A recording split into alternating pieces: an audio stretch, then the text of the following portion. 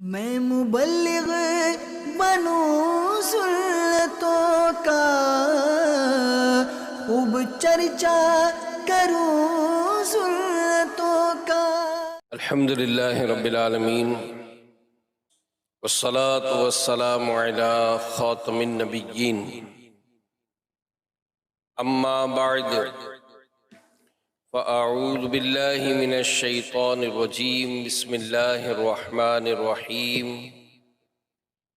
الصلاة والسلام علیک یا رسول اللہ وعلی آلک واصحابک یا حبیب اللہ، الصلاة والسلام علیک یا نبی اللہ وعلی آلک واصحابک یا نور اللہ۔ اللہ پاک کے پیارے اور آخری نبی مکی مدنی محمد عربی صلی اللہ علیہ وآلہ وسلم کا فرمان ہے، مجھ پر درود پاک پڑھنا پل صراط پر نور ہے۔ جو روز جمعہ مجھ پر 80 بار درود پاک پڑھے، اس کے 80 سال کے گناہ معاف ہو جائیں گے۔ مومنوں، آپ پر پڑھے جاؤ با ادب اور با وقار درود، نزع میں، گور میں، قیامت میں، ہر جگہ یار غم گسار درود۔ جو محب نبی ہے اے کافی، چاہیے اس کو بار بار درود۔ صلو علی الحبیب صلی اللہ تعالی علی محمد وعلی آلہ وصحبہ وبارک وسلم۔ قرآن پاک کی آیات اور اس حوالے سے علماء کے بیان کردہ مدنی پھول پیش کیے جاتے ہیں۔ سورہ بقرہ جو پہلے پارے سے شروع ہوتی ہے، اس کی آیت نمبر 36 ہے، وَقُلْنَا اهْبِطُوا بَعْضُكُمْ لِبَعْضٍ عَدُوٌّ وَلَكُمْ فِي الْأَرْضِ مُسْتَقَرٌّ وَمَتَاعٌ إِلَىٰ حِينٍ۔ صدق اللہ العظیم وصدق رسولہ النبی الکریم صلی اللہ علیہ وآلہ وسلم۔ آسان ترجمہ قرآن کنز العرفان۔ اور ہم نے فرمایا تم نیچے اتر جاؤ، تم ایک دوسرے کے دشمن بنو گے، اور تمہارے لیے ایک خاص وقت تک زمین میں ٹھکانا اور زندگی گزارنے کا سامان ہے۔ پیارے اسلامی بھائیوں، مدنی چینل کے ناظرین، ہم اس دنیا میں آئے، یہاں رہ رہے ہیں، لیکن یہاں رہنا ایک مقررہ وقت کے لیے ہے۔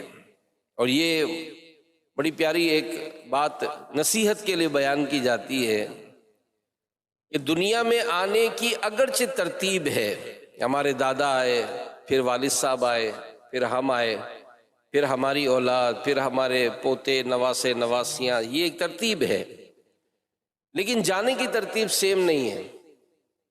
کئی ایسے دادا ہیں جنہوں نے اپنے پوتوں کو کندھا دیا ہے، کئی ایسے والد ہیں جنہوں نے اپنے ہاتھوں سے اپنی اولاد کو قبر میں اتارا ہے۔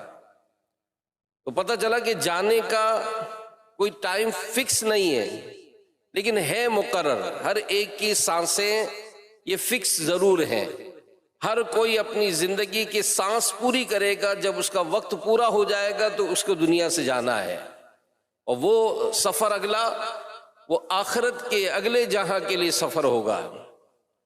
تو اب تھوڑی دیر کے لیے اگر ہم اس دنیا کے جو تعلقات ہیں ان کی طرف اگر ہم دھیان دیتے ہیں، تو ماں باپ کے ساتھ ہمارا احترام کا تعلق ہے، اولاد اگر ہے تو اس سے بڑی محبت کا تعلق ہے، دوست احباب ان کا دل لگی کا تعلق ہوتا ہے۔ یوں ہی جب ہم سفر پر جاتے ہیں تو بعض اوقات اس سے عارضی سلام دعا ہو جاتی ہے، بس میں برابر میں بیٹھا ہے، ٹرین کے ڈبے میں ہے، ایروپلین گئے، سفر ہوا، برابر کی سیٹ پر آ گیا، کوئی ایئرپورٹ پر مل گیا، کوئی پلیٹ فارم پہ مل گیا، کوئی بس اڈے پر مل گیا. تو یہ جو ٹیمپریری ریلیشن ہوتا ہے، تو سوال یہ قائم کیا جاتا ہے کہ یہ جو ٹیمپریری ریلیشن ہے، یہ جو عارضی تعلق ہے، یہ کس قسم کا ہے؟ پارہ 1 سورہ بقرہ کی آیت نمبر 36 جو ہم نے سنی، اس میں اس سوال کا جواب دیا گیا ہے کہ اس دنیا سے جو ہمارا تعلق ہے یہ کس نوعیت کا ہے.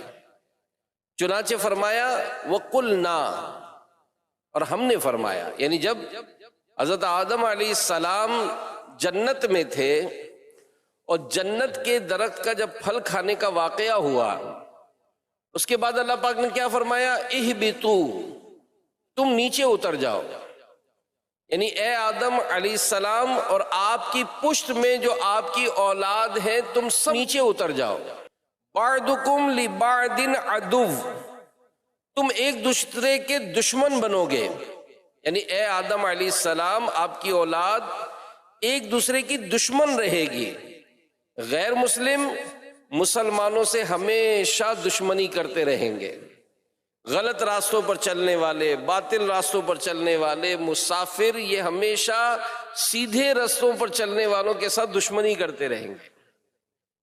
اس ضمن میں دیکھیں، بار بار جو مدنی چینل پر بھی کہا جاتا ہے کہ علماء اہل سنت کی کتابوں کا مطالعہ کریں، تاکہ جو سوشل میڈیا کے ذریعے یا دیگر پلیٹ فارم سے جو غلط فہمیاں پیدا کی جاتی ہیں، علماء کتنے خوبصورت انداز سے ہماری اصلاح فرماتے کہ یہاں پر ایک عوامی غلط فہمی کا ازالہ ہوتا ہے کہ بعض جو بے باک لوگ ہوتے ہیں وہ کہتے سنائی دیتے کہ حضرت آدم علیہ السلام نے ہم کو جنت سے نکالا، جنتی پھل انہوں نے کھایا اور بھگت ہم رہے، معاذ اللہ. یہ بہت چیپ بات ہے، بہت گھٹیا انداز ہے. اس طرح کی بات مسلمان کو کرنا زیب نہیں دیتا ہے.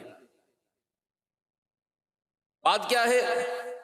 ہمیں آدم علیہ السلام زمین پر نہیں لائے، بلکہ یہ ہم لوگ ہیں جو ان کے زمین پر آنے کا سبب بنے. آپ تو پہلے بھی جنتی تھے، اب بھی جنتی ہیں.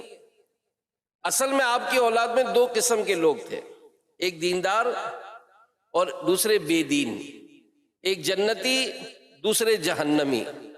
ان کی آپس میں ہمیشہ کی دشمنی تھی.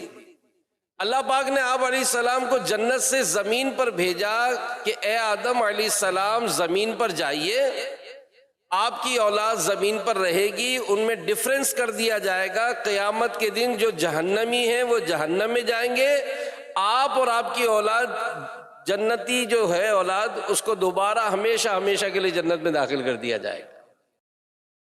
اچھا، اس کا ایک جواب حضرت عبداللہ بن عباس رضی اللہ عنہما جنتی صحابی ہیں. آپ علم تفسیر کے بہت ایکسپرٹ تھے، ماہر تھے. آپ کو سلطان المفسرین کہا جاتا ہے.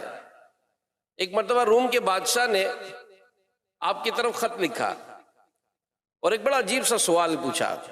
اس نے لکھا کہ جس شخص کے ہاں کوئی مہمان گیسٹ آئے، کیا اسے یہ مناسب ہے کہ وہ مہمان کو اپنے گھر سے نکال دے؟ یعنی در حقیقت اس کا اشارہ حضرت آدم علیہ السلام کی طرف تھا کہ آپ جنت میں تھے، پھر اللہ پاک نے ان کو زمین پر بھیجنے کا حکم دے دیا. اب سوال بڑا انوکھا تھا. حضرت عبداللہ بن عباس رضی اللہ عنہما نے جواب بھی بہت نرالا دیا، بہت یونیک دیا. کیا جواب میں لکھا کہ مہمان کو گھر سے نکالنا تو مناسب نہیں، البتہ مہمان جب گھر میں آتا ہے تو کہا جاتا ہے کہ ذرا یہ سفر کا لباس آپ اتار لیں، ہاتھ منہ دھو لیجئے، گرد ورد جھاڑ لیجئے، کچھ واش روم وغیرہ جانا ہے تو ذرا فریش ہو جائیے، پھر اس اطمینان سے آئیے، آپ کو کھانا وانا کھلاتے ہیں. تو اللہ پاک کا حضرت آدم علیہ السلام کو جنت سے زمین پر اتارنا بھی اسی حیثیت سے تھا. یعنی فرمایا گیا کہ اے آدم علیہ السلام آپ زمین پر جائیے، آپ کی پشت پاک میں جو اولاد ہے، ان میں جو نالائق ہیں انہیں وہیں چھوڑیے، اس بوجھ کو اتار دیجئے. آپ اور آپ کی جنت کی لائق اولاد واپس تشریف لائیے، تب جنت میں اطمینان سے رہیے.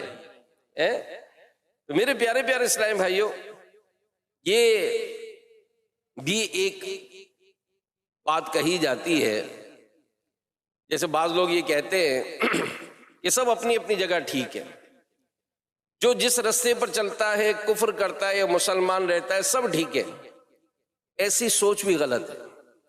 سب تو کبھی بھی ٹھیک نہیں ہو سکتے، مسلمان مسلمان ہیں، غیر مسلم غیر مسلم ہیں۔ جیسے آگ اور پانی ایک جگہ جمع نہیں ہو سکتے، اسی طرح حق پر چلنے والے غلط رستوں کے مسافر کبھی ایک نہیں ہو سکتے۔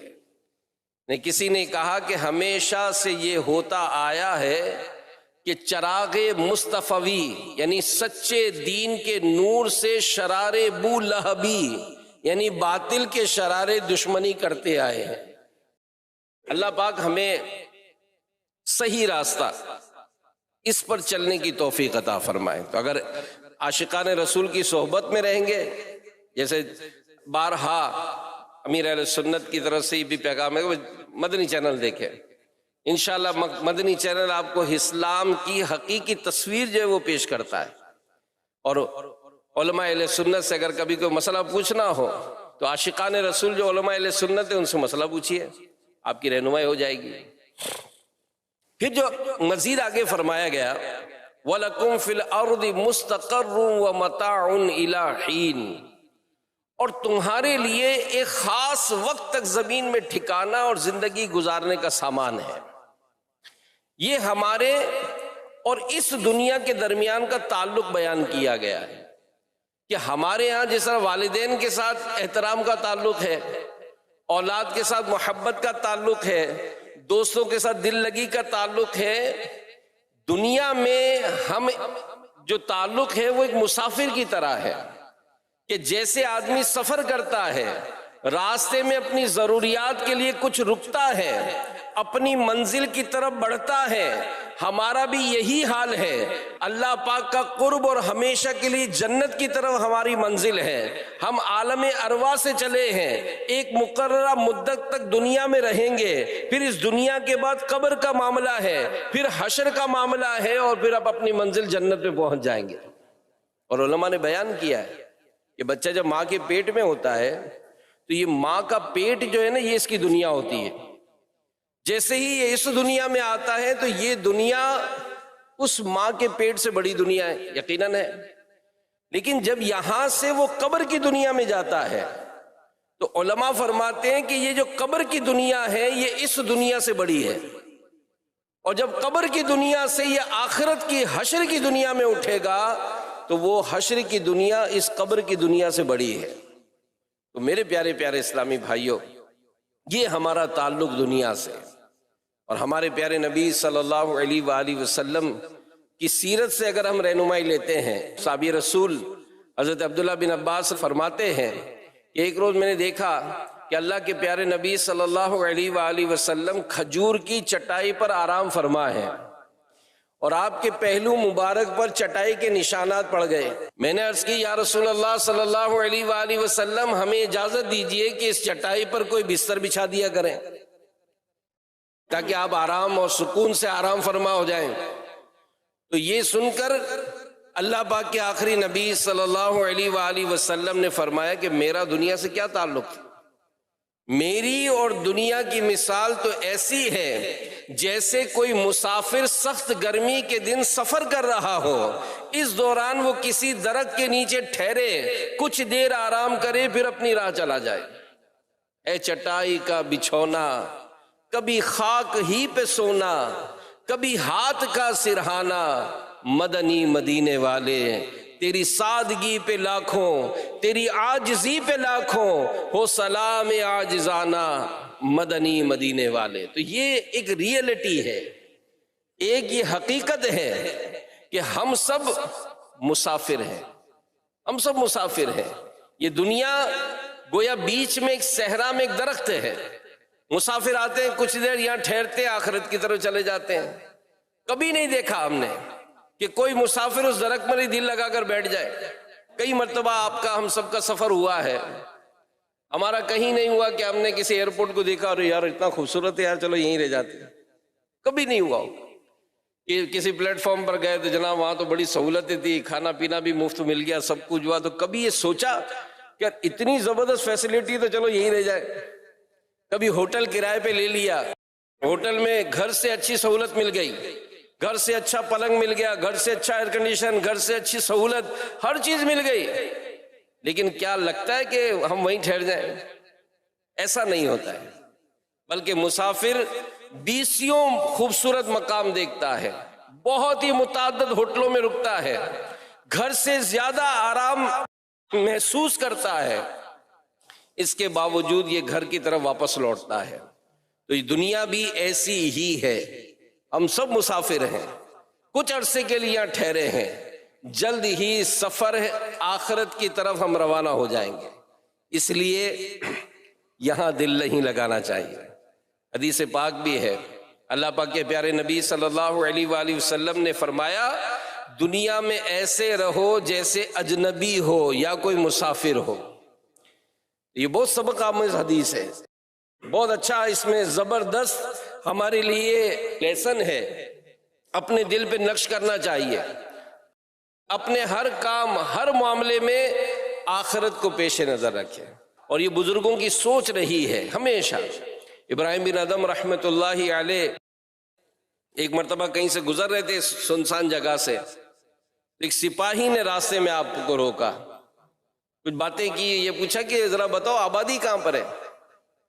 تو آپ نے قبرستان کی طرف اشارہ کیا، اور اس سپاہی کو بڑا غصہ آیا، اس نے آپ کو ایک ڈنڈا مارا، آپ کا سر پھٹ گیا۔ جب لوگوں کے قریب آیا تو لوگوں نے کہا بھئی اللہ کے ولی کو تو نے اس طرح تکلیف دی، تو اس نے معذرت کی، وہ کہا کہ حضرت بات سمجھ میں نہیں آئی، آپ سے میں نے آبادی کا پتہ پوچھا تو آپ نے قبرستان کی طرف اشارہ کیا۔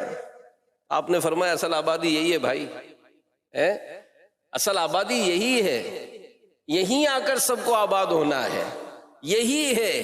ہم اگرچہ اپنے گھر، اپنے بنگلوز، اپنی سوسائٹیز، اپنے شہر، اپنے وطن، اپنے ڈپارٹمنٹ، ہر چیز کو خوب سے خوب تر بناتے ہیں، ویل ڈیکوریٹ کرتے ہیں، دنیا کی تمام تر آسائشیں ہم اگرچہ اپنے لیے سہولت فراہم کر لیتے ہیں، لیکن آپ بتائیں کہ جب دنیا سے کوئی جاتا ہے تو کیا لے کر جاتا ہے؟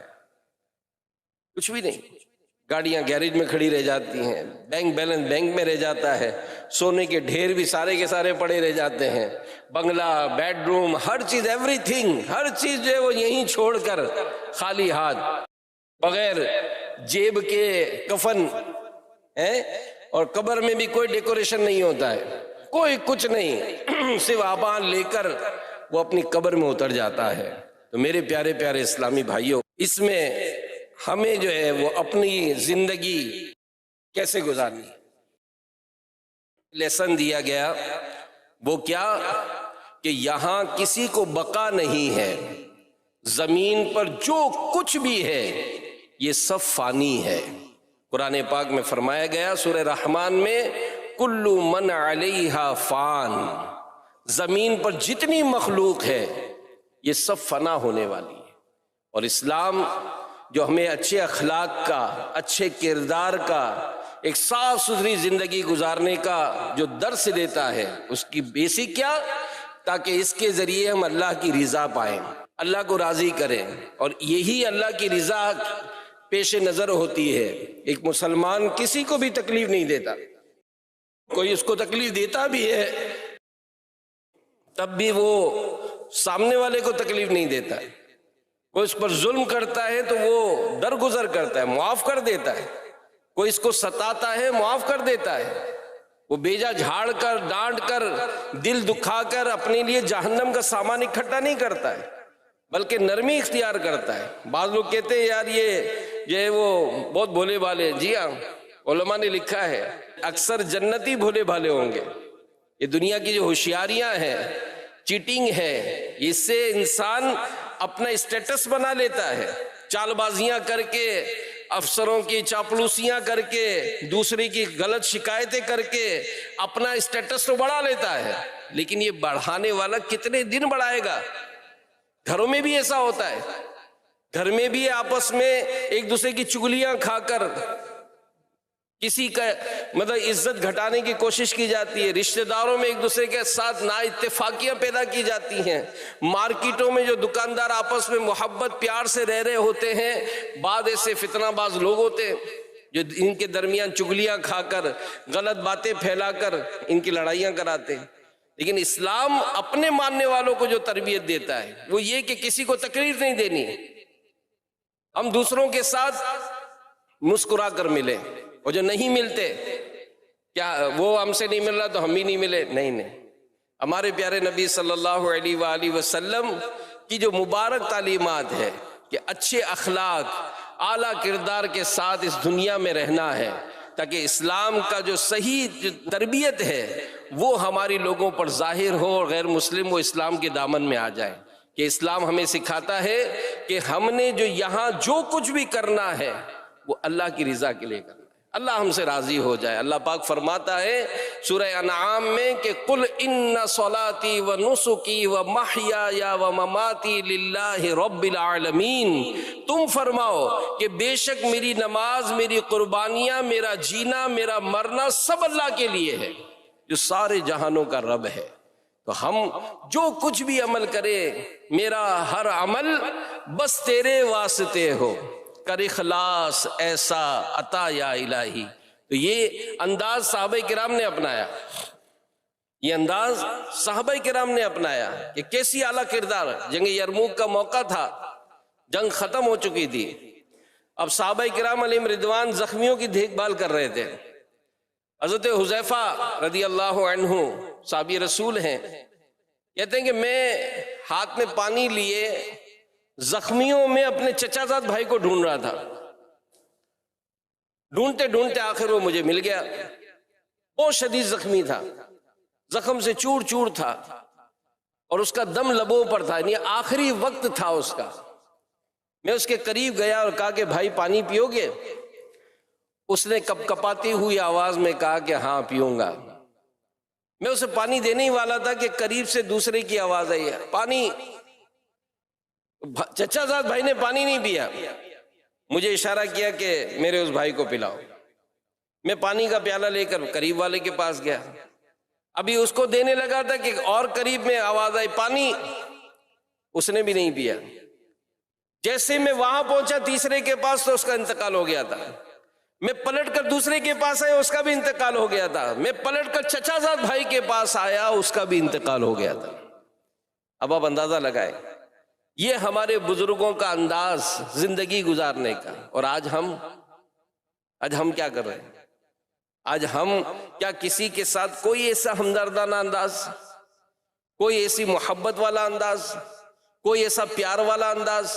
آپس کے رشتہ داروں میں بھی، ارے میں تو اور آپ کو ڈیپلی لے جاؤں تو گھر میں بھی اگر گھر میں کھانا پکتا ہے، ہم میں سے کون جو اپنے بچوں کے لیے یا گھر والوں کے لیے اچھی بوٹی ہی چھوڑ دے، بتا کر نہیں، ایسے ہی چھوڑ دے کہ یار چلو یار یہ کھا لیں؟ یہ صحابہ کرام تھے۔ ایک مرتبہ نبی پاک صلی اللہ علیہ وآلہ وسلم کی خدمت میں ایک بھوکا شخص آیا، سرکار علیہ السلام نے ازواج مطہرات کے حجروں سے معلوم کروایا کہ کھانا ہے کچھ؟ کسی بھی امہات المومنین کے حجرے میں کھانا موجود نہیں تھا، تو صحابہ کرام سے فرمایا کہ ہے کوئی جو اس کو مہمان بنائے، اللہ اس کو جنت کی نعمتیں عطا فرمائے۔ ایک صحابی رضی اللہ تعالیٰ عنہ یہ کھڑے ہو گئے، آقا میں ان کو لے جاتا ہوں۔ گھر لے آئے، جب گھر لے کر آئے تو اپنی زوجہ سے پوچھا کہ گھر میں کھانا ہے؟ تو کہا گھر میں کھانا تو نہیں ہے، بس بچوں کے لیے تھوڑا سا رکھا ہوا ہے۔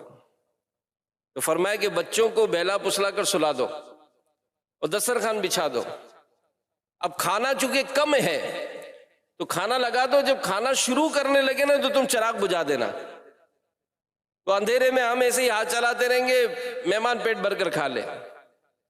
اب یوں میزبان بھوکے رہ کر اس مہمان کو پیٹ بھر کر کھانا کھلا دیا، مہمان کو پتہ ہی نہیں چلا کہ میرے میزبان بھوکے رہے۔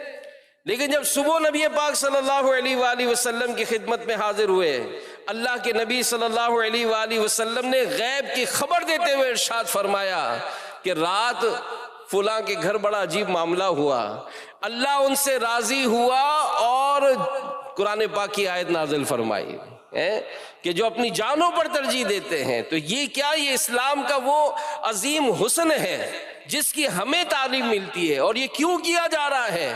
تاکہ اللہ راضی ہو جائے۔ صلہ کہاں ملے گا؟ صلہ مرنے کے بعد ملے گا۔ ہم تو احسان اگر کر بھی دیا تو سنبھلتا کہاں ہے؟ کبھی کسی کی شادی میں کوئی زیادہ تعاون کر دیا تو سنبھلتا کہاں ہے؟ جتا دیتے ہیں، ارے بھول گیا، بہن کی شادی کے لیے رو رہا تھا، کس نے جہیز دیا؟ میں نے۔ تیری شادی کا ولیمہ کرنے کے لیے پیسے نہیں دے، کس نے دیے تھے؟ میں نے۔ وہ فلاں نقصان ہوا تھا، کس نے تعاون کیا تھا؟ میں نے۔ تو یہ جو میں جو ہوتی ہے نا، علماء فرماتے ہیں اس پر تو چھری چلتی ہے۔ جی ہاں، میں پہ تو چھری چلتی ہے نا، چھری چلتی ہے۔ میرے پیارے پیارے اسلامی بھائیوں، اس دنیا کی حیثیت کو سمجھ لیں۔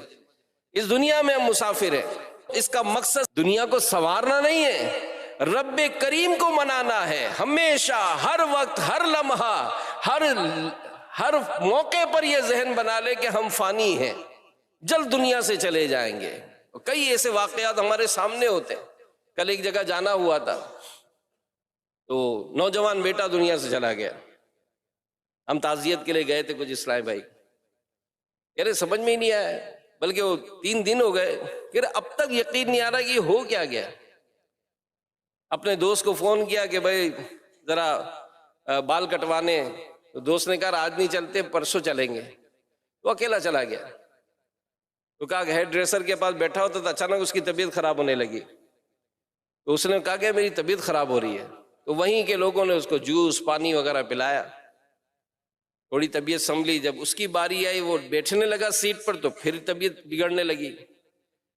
فوراً رکشہ کیا اور اس نے بھی فون کر دیا کزن کو، خیر اسپتال لے کر گئے۔ تو کہا کہ جب گاڑی سے اتارنے لگے تو کانپ رہا تھا، وہ اس کو اسٹریچر پہ لٹایا، اندر لے کر گئے۔ ودن 2-3 منٹس نوجوان، میرا خیال ہے 22 یا 25 سال کی عمر ہوگی، غیر شادی شدہ۔ اس کی تصاویر والد صاحب مطلب حوصلے میں تھے، مگر ظاہر ہے فیل تو ہوتا ہے نا۔ لیکن یہاں یہ ہم کو لیسن ہے کہ اگر ہم عمر کے جس حصے میں بھی ہیں، اپنے آگے والوں کو دیکھتے ہیں تو 2-3 نسلیں ہمیں یاد آتی ہیں۔ دادا یاد ہیں مجھے، خاندان کے بڑے بڑے بزرگ یاد ہیں، لیکن اب دیکھتے ہیں تو وہ سب چلے گئے۔ اب تو ہم دادے بن گئے، نانا بن گئے، یعنی اس اسٹیج پر ہم آ گئے۔ اب ہے کیا ہمارا؟ ہم اپنے بارے میں غور نہیں کرتے میرے پیارے اسلامی بھائیوں، جبکہ ہمارے بزرگوں نے ہمیں اس معاملے میں جو رہنمائیاں دی ہیں، جو ہمیں ایک پکچر ہماری کلیئر کی ہے کہ ہم اپنی اس زندگی کے بارے میں غور و فکر کیا کریں، غور و فکر کیا کریں کہ ہم اگرچہ اپنے من کو منا لیتے ہیں، لیکن کتابوں میں لکھا ہے، اللہ کے پیارے نبی حضرت یعقوب علیہ السلام اور حضرت اسرائیل علیہ السلام، ملک الموت علیہ السلام، ان کی دوستی تھی۔ ایک بار جب سیدنا ملک الموت علیہ السلام آئے تو سیدنا یعقوب علیہ السلام نے ان سے پوچھا، آپ ملاقات کے لیے آئے ہیں یا میری روح قبض کرنے آئے ہیں؟ تو کہا کہ ملاقات کے لیے۔ تو فرمایا کہ مجھے وفات دینے سے قبل میرے پاس اپنے قاصد بھیجیے گا۔ ملک الموت علیہ السلام نے کہا کہ میں آپ کی طرف 2 یا 3 قاصد بھیجوں گا، یعنی پیغام دینے والے۔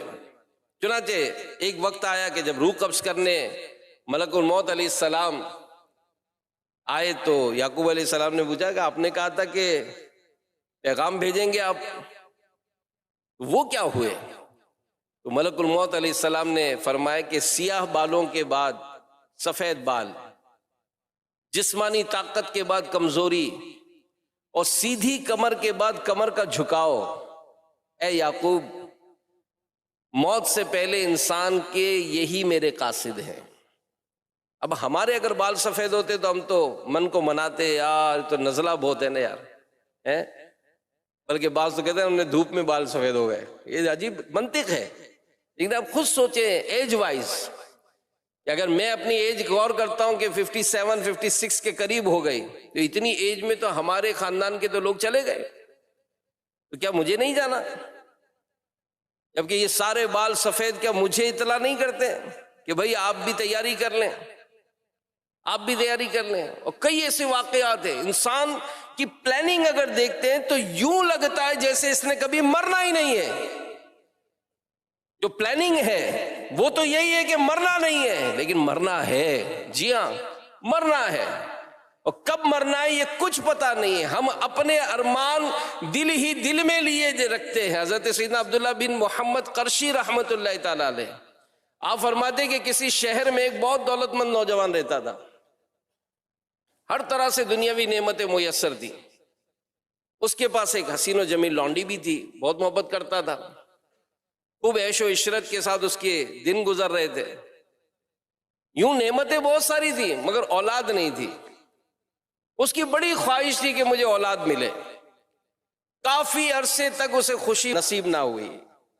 پھر آخر ایک وقت آیا کہ اس کو اطلاع ملی کہ بھائی وہ جو اس کی لونڈی ہے وہ حمل سے ہو گئے، وہ اولاد کی امید ہو گئی ہے. اب وہ پھولے نہیں سمائے، انتظار کی گھڑیاں اس کے بڑی بے صبرا ہوا جا رہا تھا. آخر وہ وقت آیا جس کا انتظار تھا، لیکن ہوتا وہی ہے جو اللہ چاہتا ہے. اچانک وہ مالدار نوجوان بیمار ہو گیا. کچھ ہی دنوں کے بعد وہ اولاد کی حسرت لیے دنیا سے کوچ کر گیا، اور جس رات اس نوجوان کا انتقال ہوا اسی رات اس کی یہاں ایک خوبصورت بچہ پیدا ہو گیا. یہ ہے دنیا. بے وفا دنیا پہ مت کر اعتبار، تو اچانک موت کا ہوگا شکار. بے وفا دنیا ہے، یہ کسی کی نہیں ہوئی. جس نے اس سے محبت کی اس نے رنج ہی رنج دیا ہے. آخرت سے محبت کی جائے، آخرت کے لیے تیاریاں کی جائے، اور جو آخرت کی تیاری کا ذہن بناتا ہے نا وہی نماز کا پابند ہوتا ہے. اس کو کہا نہیں جاتا ہے حضرت نماز کے لیے چلیں، اس کا دل مسجد میں لگا رہتا ہے. وہ بے چین ہوتا ہے کہ کب وقت ہو میں اللہ کی بارگاہ میں حاضر ہو جاؤں تاکہ سجدہ ریز ہوں. کیوں؟ کہ ایوارڈ ملے گا اس کو جنت میں. فرمایا گیا کہ ایسے لوگ کہ جو اذان سے پہلے ہی باوضو مسجد میں پہنچ جاتے ہیں ان کے چہرے قیامت کے دن سورج کی طرح روشن ہوں گے. آج دنیا میں کون ایوارڈ نہیں چاہتا ہے؟ آج تو جس جگہ کام کرتے ہیں ہم کو تو یہی تمنا ہوتی ہے کہ جناب مجھے بہت اپریشیٹ کیا جائے. میں جس ادارے میں ہوں میرا پہلا نمبر ہونا چاہیے. اور لیتے ہیں پورے سال میں ہمارے سے کتنے ایسے ہوں گے جن کو ایوارڈ ملے گا، واہ بھائی واہ پورا سال اس نے اپنے ادارے کی چھٹی نہیں کی. اور یہ جناب یہ تو ایسا پابند ہے کہ ہم تو لوگ کہتے ہیں کہ اس کو دیکھ کے تو گھڑی ملا لو بھائی، ایسا وقت کا پابند ہے یہ. لیکن اس وقت کے پابند کو، اس چھٹی نہ کرنے والے کو پوچھا جائے کہ کبھی نماز کی ایسا ہوا ہے کہ پورے سال میں چھٹی نہ ہوئی ہو؟ کوئی ایسا ایوارڈ دیا جا سکتا ہے ہم کو کہ جناب یہ مسلمان ایسا سچا پکا مسلمان کہ اذان مطلب اس کی کبھی نماز قضا نہیں ہوئی، یہ ایسا مسلمان کہ اس کی کبھی پہلی صف قضا نہیں ہوئی. آپ پڑھے کتابوں میں ہیں ایسے بزرگ. ایک بزرگ کے بارے میں امیر اہل سنت نے کتاب میں لکھا ہے فیضان نماز میں کہ آپ کی عمر 126 سال ہو گئی، 126 سال، اور آپ کا معمول 126 سال کی عمر میں بھی یہی تھا کہ آپ با جماعت نماز پڑھا کرتے تھے، با جماعت نماز پڑھا کرتے. اور پھر دین سے محبت کا انداز کیا تھا؟ فیضان نماز کتاب پڑھے، یقین مانے ایسا آپ کو مزے کو مزہ آ جائے گا. عبادت کی طرف ایسا دل لگے گا آپ کو کہ یار یہ ہمارے بزرگ کیا سوچ کے مالک تھے یار، کیسی شاندار ان کی سوچیں تھی. ہم دنیاوی لحاظ سے پنکچولیٹی پر، صفائی پر، جناب ویل ڈریس پر، اپنے آفس میں اپنی فیکٹریز میں ہم ایوارڈ رکھتے ہیں. ارے دیکھیں ہمارے بزرگوں نے کس طرح سے اپنی زندگی گزاری. ایک صحابی رضی اللہ عنہم کے بارے میں آتا ہے کہ آپ اپنے غلاموں کو دیکھتے کہ آپ کے غلاموں میں جو کوئی بھی اچھے انداز سے نماز پڑھتا تھا اس کو آزاد کر دیتے تھے. جو اچھے انداز سے آپ دیکھتے کہ نماز پڑھتا ہے اس کو آزاد کر دیتے. تو کسی نے کہا کہ حضور یہ آپ کو دھوکہ دیتے ہیں، آپ کو دکھانے کے لیے اچھی نماز پڑھتے ہیں. آپ نے فرمایا جو اللہ کے لیے دھوکہ دیتا ہے دھوکہ کھانا بھی ہمیں اچھا لگتا ہے.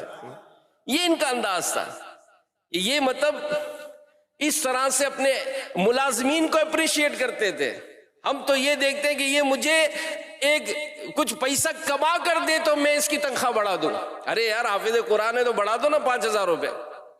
عالم دین آپ کے یہاں کام کرتا ہے بڑھاؤ اس کے 25,000 روپے. آپ دونوں اس کو سہولتیں.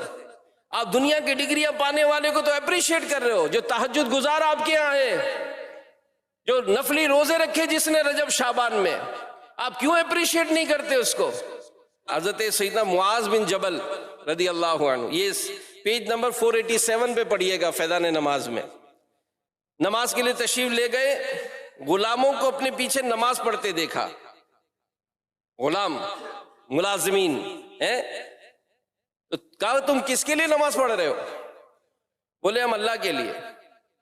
آپ رضی اللہ عنہ نے فرمایا جاؤ میں تم سب کو اللہ کی رضا یعنی اللہ کی خوشی پانے کے لیے آزاد کرتا ہوں۔ اور یہ جو میرے صحابی ابن صحابی حضرت عبداللہ بن عمر رضی اللہ تعالیٰ عنہ جب اپنے کسی غلام کو اچھی طرح نماز پڑھتا پاتے تو آزاد فرما دیتے تھے۔ تو یہ بزرگوں کی انداز ہے نا۔ علماء فرماتے ہیں کہ جو نیک متقی ہو اس کی آپ ملازمت کرنی ہے تو ایسوں کیا کریں؟ ہم تو تنخواہوں کے پیچھے بھاگتے ہیں، نیک سخی کے کام کریں۔ کیوں کہ سخی آپ سے کیا کام کرائے گا؟ جاتے جاتے کہے گا یار یہ آٹے کے تھیلے ذرا اپنے غریبوں میں بانٹ دیجیے گا، یہی کرے گا نا۔ جہاں بھائی جاتے جاتے جب فیضان مدینہ راستے میں آئے گا یہ ماہانہ ڈونیشن ہماری طرف سے جمع کرا دیجیے گا، تو یہ جو جمع کرانے جائیں گے یہ غریبوں کی جو خیر خواہی ہوگی تو ہمیں بھی تو ثواب ملے گا۔ اور کسی فاسق و فاجر اور گناہ گار شرابی قسم کے آدمی کے یہاں کام کریں گے تو کیا منگائے گا؟ وہ شرابیں منگائے گا معاذ اللہ، جو کہ جائز ہی نہیں ہے لانا بھی۔ تو بہرحال میرے پیارے پیارے اسلامی بھائیوں اور مدنی چینل کے ناظرین، اس دنیا کے حوالے سے ایک عبرت امیر اہل سنت دامت برکاتہم العالیہ مدنی مذاکرے میں جانے کی تیاری فرما رہے تھے، تو اس وقت کسی اسلامی بھائی نے موبائل پر آپ کی تصویر لی۔ اب جو موبائل پر تصویر لی جاتی ہے تو شرعاً اس کا حکم دیا جاتا ہے کہ یہ آئینے کی طرح یہ جائز ہے، لیکن پرنٹ نکالنا یہ علماء منع فرماتے ہیں۔ تو انہوں نے موبائل پر آپ کو آپ کی تصویر دکھائی۔ امیر اہل سنت فرماتے ہیں کہ اپنی وہ تصویر مجھے پیاری لگی، پھر ساتھ ہی خیال آیا کہ یہ حسین چہرہ ایک دن قبر میں اتر جائے گا۔ فرماتے یہ سوچتے ہی میری آنکھوں میں آنسو آ گئے۔ یعنی پیش نظر آخرت، پیش نظر اپنی قبر، پیش نظر اپنا آنے والا سفر، اور یہ سوچ مل جائے وہ گناہوں سے بچنا شروع ہو جاتا ہے۔ یعنی اللہ دیکھ رہا ہے، یہ سوچ اگر بن جاتی ہو، انسان کبھی اکیلا بھی بیٹھا ہو وہ گناہوں سے بچ سکتا ہے۔ موت، الموت الموت، یہ جب لکھا ہوا اپنے سامنے اپنے موبائل پر تو کیا ہوگا؟ انسان کی جو ہے نا وہ ڈائریکشن سیٹ ہو جاتی ہے کہ یار کہیں ایسا نہ ہو گناہ کرتے کرتے موت آ گئی، میرا کیا بنے گا؟ گناہ کرتے ہوئے گر مر گیا تو کیا کروں گا میں؟ کیا کر لیں گے؟ تو میرے پیارے پیارے اسلام بھائی، انسان اپنی حیثیت کو جانے۔ ایک نیا ظالم حکمران حجاج بن یوسف، اس کی فوج کا ایک سپہ سالار تھا جس کا نام تھا محلب۔ ایک دن محلب ریشمی کپڑے پہنے اکر اور تکبر کے ساتھ چل رہا تھا۔ ایک بزرگ حضرت مطرف بن عبداللہ رحمت اللہ تعالی علیہ، انہوں نے جب اس کو اس طرح تکبرانہ چال میں دیکھا تو دل میں نیکی کی دعوت دینے کا جذبہ ابھرا۔ آپ رحمت اللہ تعالی علیہ اس محلب سپہ سالار کے قریب تشریف لائے اور فرمایا اے بندہ خدا، چلنے کا یہ انداز اللہ پاک کے ناپسندیدہ لوگوں کا اور رسول اللہ کے دشمنوں کا ہے، تکبرانہ چال یہ اچھی نہیں ہے۔ تو محلب فوج کا سپہ سالار تھا، اب دیکھا کہ ایک شخص نے یوں اس کو نصیحت کر دی تو غصے میں بولتا جانتے ہو میں کون ہوں؟ اللہ کے نیک بندے مطرف بن عبداللہ رحمت اللہ تعالیٰ فرمایا کہ ہاں جانتا ہوں، تم کون ہو؟ پہلے تم ایک ناپاک قطرہ تھے اور انتہا میں تم ایک گندے مردار سڑے ہوئے مردار ہو جاؤ گے، اور ان دونوں حالتوں کے درمیان جو اس وقت تمہاری جو ہے نا، تم پتہ ہے تم پیٹ میں گندگی لیے گھوم رہے ہو۔ یہ سن کر اس محلب کی عقل ٹھکانے آ گئی اور تکبر والی چال چھوڑ کر وہ سیدھا ہو گیا۔ یعنی انسان اگر اپنے آپ کو کچھ سمجھتا ہے تو سوچئے تو صحیح میں ہوں کیا، میں تھا کیا؟ ایک ناپاک قطرہ، اور آگے فیوچر کیا ہے میرا؟ سڑا ہوا مردار۔ میرے سے بنے نہ کتنے ہی محبت کریں لیکن کوئی بھی مجھے رکھنے کے لیے تیار نہیں ہوگا۔ بندے کا انتقال ہوتا ہے تو فوراً کہا جاتا ہے بھائی جلدی جلدی دفناؤ، جلدی دفناؤ اس کو۔ کہیں دیکھا ہے کہ کسی کو گھر میں رکھا ہو کسی نے؟ فوراً نکالا جاتا ہے۔ جس گھر میں ہم نے بڑے شان سے اس گھر کو بنایا تھا اسی گھر میں ہم کو نکالا جاتا ہے، کوئی رکھنے کے لیے تیار نہیں ہوتا ہے۔ اور پھر جو اگر موجودہ حالت زندہ بھی ہیں تو ہماری حالت کیا ہے؟ بہترین لذیذ غذا کھاتے ہم ہیں، ایک سے ایک لذیذ غذا کھاتے ہیں، اور جب وہ ہمارے پیٹ میں جاتی ہے تو حالت کیا ہوتی ہے اس کی نکلنے پر؟ بدبودار۔ یہ ہماری حیثیت ہے۔ تو میرے پیارے پیارے اسلامی بھائیوں، یہ حقیقت ہے کہ ہم ابتدا میں کچھ نہیں تھے، انتہا میں لاش ہو کر مٹی میں مل جائیں گے۔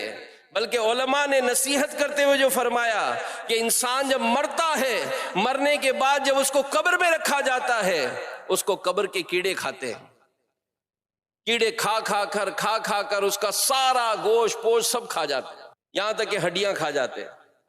اب ان کیڑوں کے پاس کچھ نہیں ہوتا ہے تو یہ ایک دوسرے کو مارتے اور کھاتے رہتے ہیں، یہاں تک کہ 2 کیڑے رہ جاتے ہیں جو مضبوط ہوتے ہیں۔ اب یہ دونوں آپس میں لڑتے ہیں، ایک دوسرے کو مارتا ہے اور اس کو بھی کھا جاتا ہے، اب یہ اکیلا رہ جاتا ہے۔ اب اس کے پاس کھانے کو کچھ نہیں ہوتا، لہذا وہ بھی اس خاک میں مر کر مٹی ہو جاتا ہے۔ فرمایا یہ انسان ہے، یہ انسان کی حقیقت ہے۔ تو بڑے بول بولنا، ڈینگے مارنا، سرکشی کرنا ہم مٹی والے انسانوں کو زیب نہیں دیتا ہے۔ ہم دنیا میں آئے ہیں، اس کا ایک مقصد ہے، خلق الموت والحیات لیبلوکم ایکم احسن عملا، کہ ہم نے موت اور زندگی کو پیدا کیا کہ جانچ کریں کہ تم میں کون اچھے عمل کرتا ہے۔ یہ اچھے عمل کیسے ہوں گے؟ آقا کی سیرت دیکھیں، اللہ کے پیارے نبی صلی اللہ علیہ وآلہ وسلم، بخشے بخشائے نبی، لیکن عبادت کا حال کیا تھا؟ راتوں کو اٹھ کے عبادت کیا کرتے، نمازوں میں بڑی بڑی سورت تلاوت کرتے، نوافل، کثرت سے ذکر و اذکار۔ یہ ساری وہی ٹائم ہمیں بھی ملا ہے، وہی نمازوں کا تحفہ ہمارے لیے بھی ہے، لیکن ہمارا دل نہیں لگتا۔ تو کیوں؟ کہ ہم گناہوں کے مریض ہیں۔ لیکن اس عبادت کی طرف آتے رہیں، اور اس میں اگر اور اپنا ذہن بنانا ہے تو الحمدللہ آپ کی دعوت اسلامی آپ کو اپرچونٹی دے رہی ہے، آئیں پورے ماہ رمضان کا اعتکاف کر لیں۔ ہاں بہترین، پورے ماہ رمضان کا اعتکاف کر لیں۔ اور دیکھا ہے آنے والوں کے تاثرات، آپ اگر کبھی ہو تو سنیں آپ، وہ کہتے ہیں کہ ہم نے اتنی زندگی گزاری، ایسا رمضان کبھی نہیں گزارا۔ تراویح پوری ہو رہی ہے، روزے پورے ہو رہے ہیں، اور ماشاءاللہ ہم نے تو دین سیکھا ہے، یہاں پر غسل کرنا سیکھا ہے۔ کتنی عمر میں؟ 40 سال، 50 سال کی عمر میں آ کر غسل کرنا سیکھ رہے ہیں، 50 سال کی عمر میں آ کر نمازیں پڑھنا سیکھ رہے ہیں۔ حالانکہ یہ تو بالغ ہوتے ہی نماز فرض ہو گئی ہم پر۔ دنیا جہاں کی ڈگریاں پا رہے ہیں، سب کچھ سیکھ رہے ہیں، ایک سے کورسز کر رہے ہیں۔ کوئی نیا سا نیا موبائل ہمیں دے دیا جائے ہم اس کو سیکھ لیتے ہیں، سارے فنکشنز ہم کو آتے ہیں، اپنی جو بھی آمدنی ہے اس کو کیسے بڑھا جائے سارے ٹیکس پتہ ہیں، کون سا روٹ کس طرح جائے گا سب کچھ پتہ ہے، دنیا جہاں کا سفر کرنا ہو کیسے ٹکٹ سستی ملے گی سب پتہ ہے، کیسے سفر آسان ہوگا سب پتہ ہے، کون سا ڈریس سلوانا ہے، کون سا ڈریسر جو ہے وہ جناب وہ بہترین سیتا ہے، کہاں پر ہم کو بال کٹوانے چاہیے، دنیا جہاں کی معلومات ہے۔ لیکن نہیں معلوم تو نماز کا نہیں معلوم، روزوں کا نہیں معلوم کہ روزہ کب کھولیں گے، کب بند کریں گے، کس طرح سے روزہ پورا کرنا ہے۔ روزہ تقوی اور پرہیزگاری دلانے کے لیے آتا ہے تو کیسے اس تقوی اور پرہیزگاری کو حاصل کریں گے؟ یہ نہیں ہے، بلکہ عجیب و غریب حال ہے ہمارا۔ تو میرے پیارے پیارے اسلامی بھائیوں اور مدنی چینل کے ناظرین، دعوت اسلامی کے دینی ماحول سے وابستہ ہو جائیں۔ یہ ماحول ہمیں جنت کی طرف لے جا رہا ہے، اور پھر اکیلے نہیں جانا، جی ہاں اکیلے نہیں جانا، والدین کو بھی لے کے جانا ہے، بھائی بہنوں کو بھی لے کے جانا ہے، خاندان والوں کو بھی لے کے جانا ہے، بچوں کو بھی لے کے جانا ہے، پڑوسیوں کو بھی لے کے جانا ہے، شہر والوں کو بھی لے کے جانا ہے، دنیا کے مسلمانوں میں نیکی کی دعوت دھومیں مچا کر انہیں بھی جنت کی طرف لے جانا ہے۔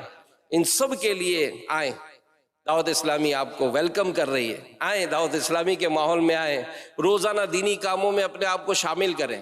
آپ کی مسجدوں میں درس ہو رہے ہیں، بیان ہو رہے ہیں، اسلامی چوکوں پر جا کر درس دے رہے ہیں تاکہ بے نمازی نمازیوں کی طرف آئیں، جو شراب کے نشے میں ڈوبے ہوئے ہیں وہ شرابیں چھوڑ کر نیکی کے راستے پر آ جائیں، نوجوانوں کے جو اخلاقی معاملات کمزور ہو رہے ہیں انہیں بلا محبت پیار سے بلا کر ہم انہیں بھی جنت کی طرف لے چلیں، یہ نوجوان پیارے محبوب صلی اللہ علیہ وسلم کی سنتوں کے آئینہ دار بن جائیں۔ کہ اس دعوت اسلامی کے پیغام کو عام کریں، اور دنیا بھر میں ماشاءاللہ جہاں جہاں آپ ہمیں سن رہے ہیں، جن لوگوں نے کوششیں کی، آج وہاں پر مسجدیں بن گئی، وہاں مدرسے بن گئے، دعوت اسلامی کے مبلغین سفر کر کے آپ کے شہروں میں آ گئے، آپ کے بچوں کو سکھا رہے ہیں، آپ کی بچیوں کو ہماری اسلامی بہنیں سکھا رہی ہیں، جہاں نہیں پہنچ پا رہے وہاں آن لائن سہولت کے ذریعے سکھایا جا رہا ہے۔ یہ سارا نیٹ ورک بنایا ہے نا، اب یہ سارا بنائے، مزید بڑھانا ہے، تو اس کو کام کو مضبوط کریں، اس کے لیے اپنے عطیات کو، اپنی زکوٰۃ کو، اپنے فطروں کو، اپنے ڈونیشن کو دعوت اسلامی کے لیے تھوڑا بڑھائیں۔ جی ہاں، اخراجات بڑھتے جا رہے ہیں، اخراجات کی تیزی کے ساتھ اضافہ ہوتا جا رہا ہے، اور کام ہے کہ ابھر کر سامنے آ رہا ہے، آگے بڑھ کر آ رہا ہے کہ جناب دعوت اسلامی یہ بھی کرے، دعوت اسلامی یہ بھی کرے۔ الحمدللہ امیر اہل سنت کی سوچ ہے، اللہ ان کو صحت سلامتی عطا فرمائے، یہ تو آگے بڑھا رہے ہیں۔ اب ہماری کوشش ہو کہ ہر کوئی دعوت اسلامی کے لیے بھرپور کوششیں کرے اور اس پیغام کو عام کریں۔ اللہ پاک سے دعا ہے کہ اللہ پاک ہمیں عمل کرنے کی توفیق عطا فرمائے۔ میں مبلغ بنوں سنتوں کا خوب چرچا